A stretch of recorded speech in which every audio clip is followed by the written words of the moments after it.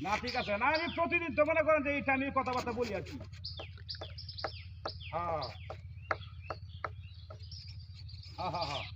হ্যাঁ তা ঠিক আছে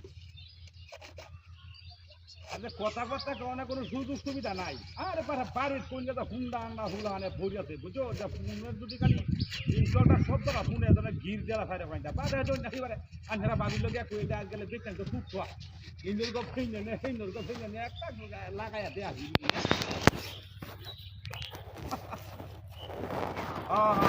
এইটাই তো সমস্যাটাই তো এটা